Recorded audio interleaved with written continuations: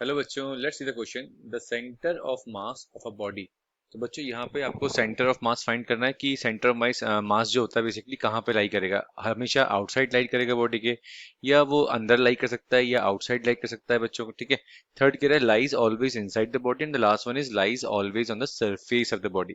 तो बच्चों इसको समझने के लिए थोड़ा सा आपको पहले सेंटर ऑफ मास क्लियर होना चाहिए। ठीक है। तो what is mean by centre of मास, पहले इसको समझते हैं बच्चों। तो यहाँ पे बच्चों आपका की कंसेप्ट हो जाएगा, the key concept is what is mean by center of mass। ठीक है।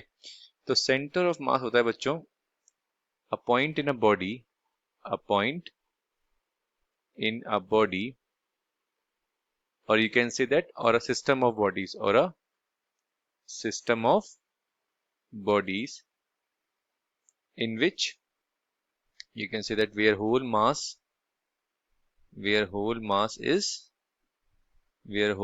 mass is appears to be concentrated। okay, where whole mass is appear to be concentrated. तो यहाँ पे हम ये कह सकते हैं, ये तो हो गया centre of mass. But centre of mass body पर, बॉडी के अंदर लाई करेगा, या बॉडी के बाहर लाई करेगा, या फिर बॉडी के सरफेस पे लाई करेगा, ऑन द सरफेस पे लाई करेगा, ये डिपेंड करता है बच्चों, दो चीजों पर डिपेंड करता है। ठीक है। It depends on basically two things. तो यहाँ पे आप बोल सकते हैं centre of mass depends on centre of mass depends on the shape of the body. पहला पॉइंट लिख रहा हूं बच्चों, शेप ऑफ द बॉडी। ठीक है। शेप पे डिपेंड करता है एक तो, शेप ऑफ द बॉडी। ठीक है।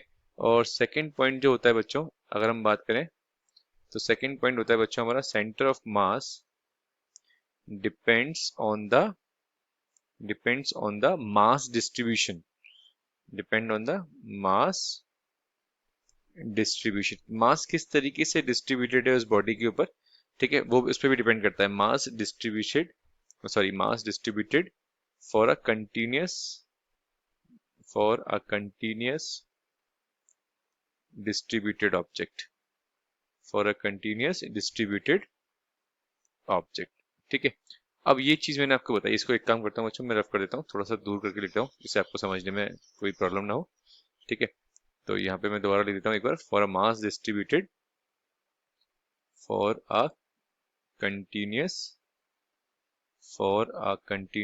Distributed object. ओके।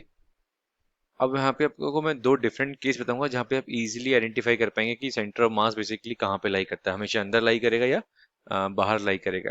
ठीक है। तो उसको डिस्कस करते हैं बच्चों। ठीक है। तो अगर हम बात करें बच्चों यहाँ पर केस फर्स्ट की, so when we consider the case of centre of mass just like एक हम केस वन लेते हैं, आपको बूमरैंग का केस लेते हैं बच्चों। ठीक है। बूमरैंग। तो बुमरैंग क्या होता है बच्चों, यहाँ पर एक ऐसी एक बॉडी होती है, अगर इसको जब थ्रो करते हैं तो वापस ही आपके पास आ जाती है। ठीक है। तो यहाँ पे इस केस में क्या होगा, इसका जो शेप और जो कर्व होता है, because of the shape and curves of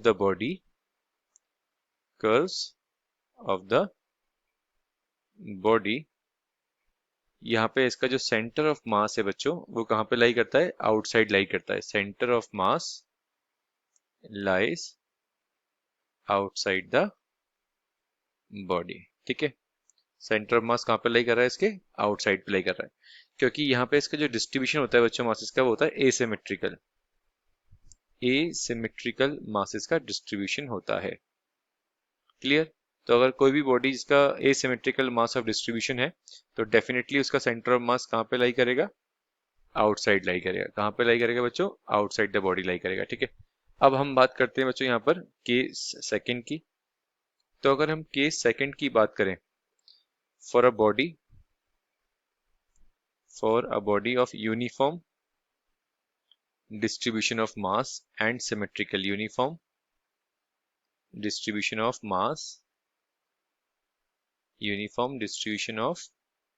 mass and symmetrical।